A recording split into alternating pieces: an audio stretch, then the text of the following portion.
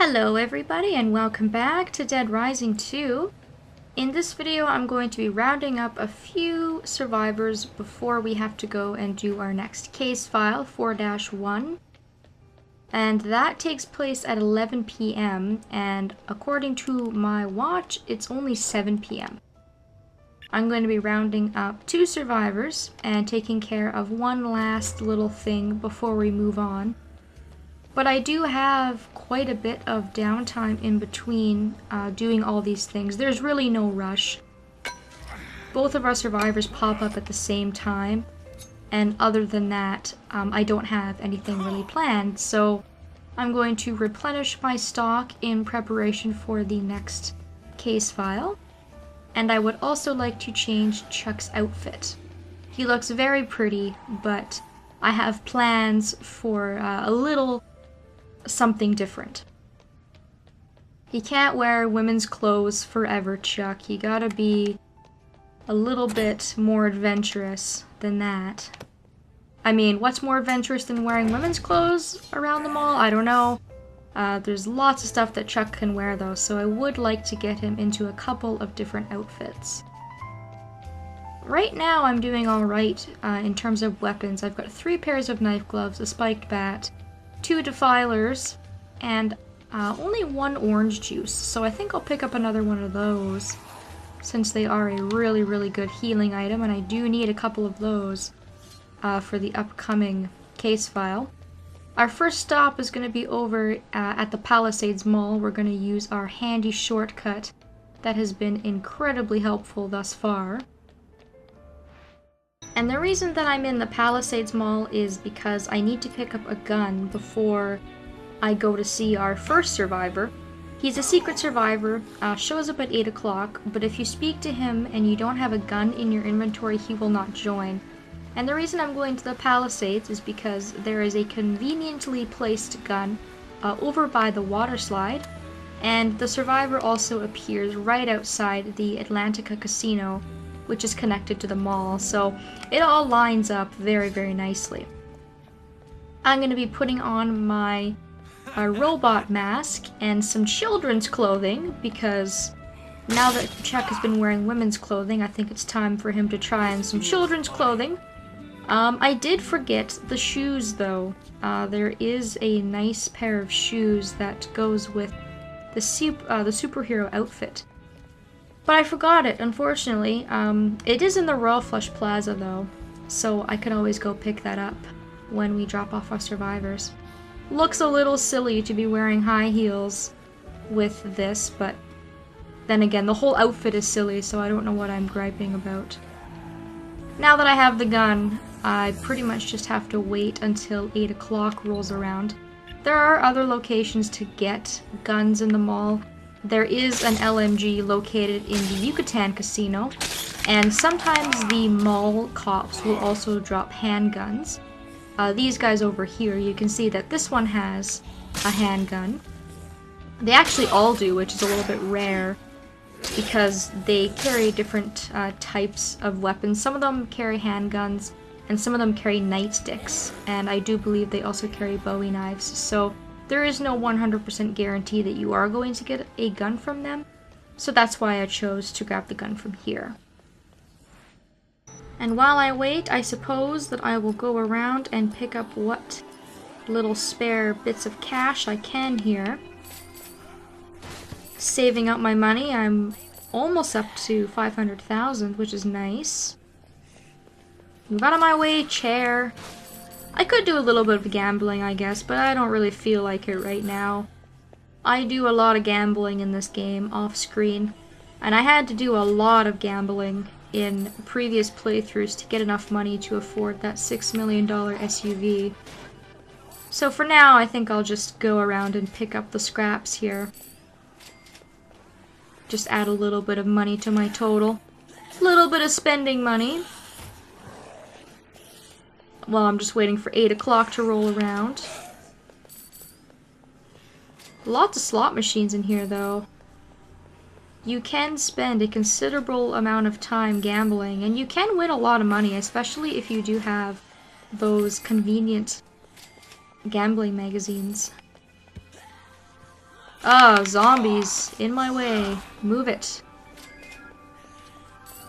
I hate how sometimes they're not even close to you, but you can see I kind of jumped into the zombie, so the game registered, you know, that it attacked me, but it didn't really. I don't know. That's why the ninja suit's really nice, just because if I am gambling or if I'm trying to get something done and I don't want to go through hordes of zombies, then that keeps me nice and hidden.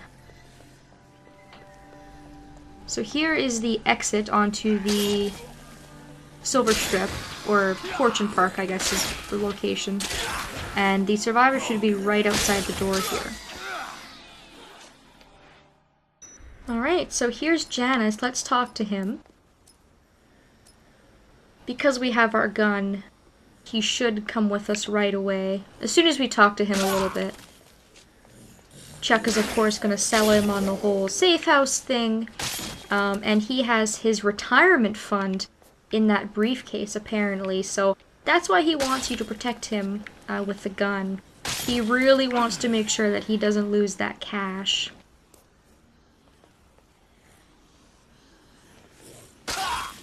Alright. Excellent. So he will actually attack zombies with his suitcase, so there's no need to give him a weapon. We also got our second survivor here. This is par for the course.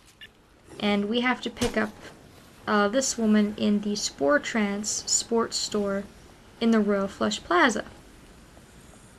These survivors line up really, really nicely. As long as you know in advance that you need to pick up a gun in order for Janice to join you, it can be really easy. Of course, if you went to go pick up Janice and you didn't have a gun, then that can be kind of frustrating.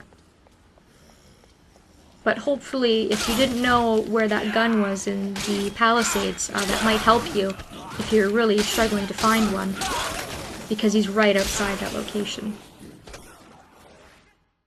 I'm gonna let my handy quest arrow do all the work here, but I do believe that Spore Trance is on the bottom floor of the mall, so I shouldn't have to do too much traveling off the beaten path here.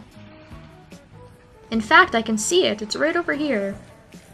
It's directly en route to the safe house, which I like. Nice and convenient. I do wish I had a queen. If you do have a queen in your inventory, I strongly would recommend using it, because you have to get all of these zombies out of the way in order for Luz to talk to you. We've ran into that before. For example, Chad, who was looking for his wife Doris near the beginning of the game, wouldn't talk to us until we had cleared the way of all the zombies. So we want to do that beforehand, but there is a lot of them, so it's a lot easier just to use the queen, for example, which will kill them all at once, and then you can quickly talk to her and get her out of this mess. Fortunately for us, though, I'm not in a huge hurry. I think if I was in a hurry, this would kind of be a pain in the ass, because even if you have one little straggler, she won't speak to you. But like I said, we've got lots of time, so no worries. And she can definitely defend herself. She's got a wicked golf club with an awesome swing. And Janice has a suitcase, so you don't have to give either of these survivors a weapon, which is always a bonus. It's always nice to have survivors that can defend themselves. And she'll come with us. Excellent. So we're gonna take these two back to the safe house. And the very last thing I'm going to be doing in this video takes place at 9:30 p.m. in the safe house. And so I can't wait in the safe house itself. I have to wait out here until that pops up. So I think after I drop them off, I'll come and get my shoes that I was talking about to match this outfit. And maybe do a little bit more stocking up, seeing as how I used a few of my weapons. This defiler is pretty much toast, and I did use up a pair of knife gloves as well. And it probably won't be a bad idea to also pick up a few healing items. I appreciate it very much.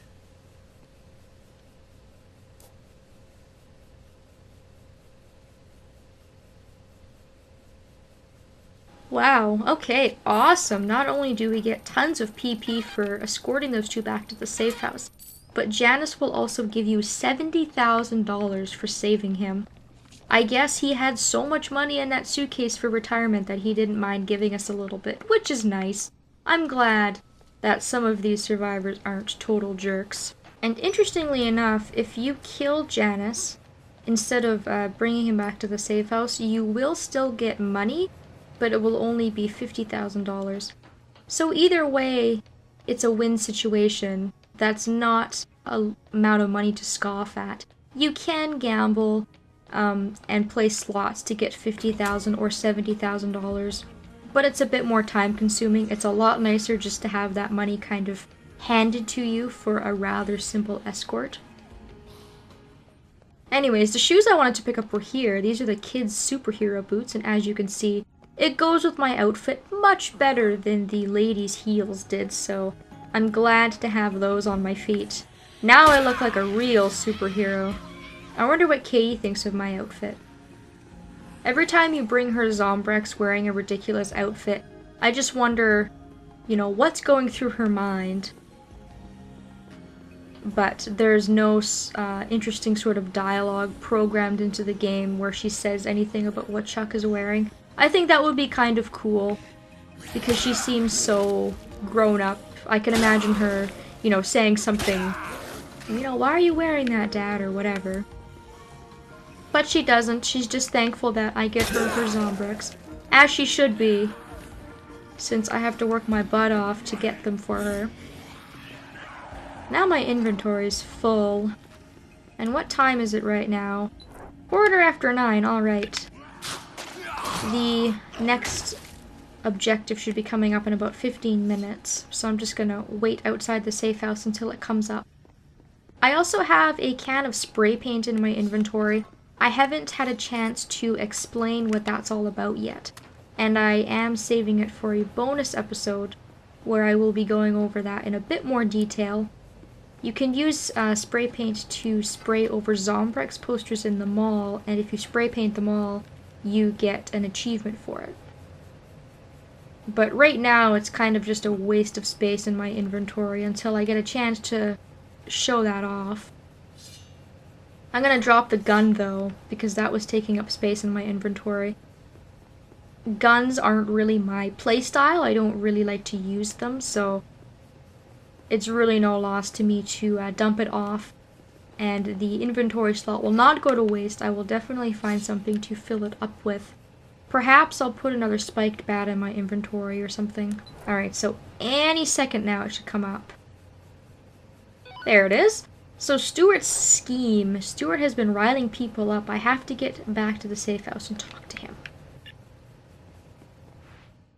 You guys remember Stuart, right? He was that guy that we had to attack in the casino because he was looting his boss's safes or his slots or whatever he was doing.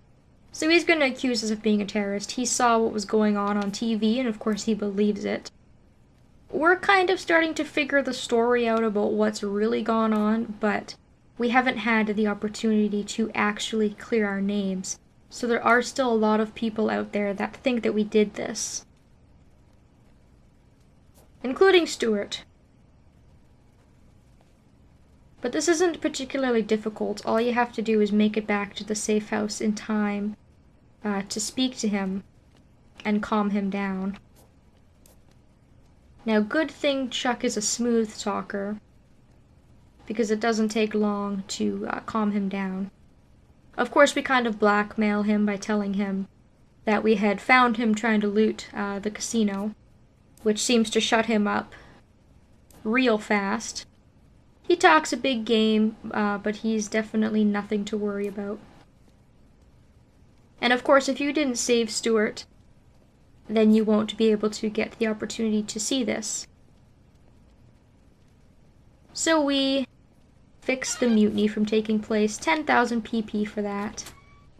And now we can move on with our lives, which is great. We have no more drama happening at the safe house at the present moment.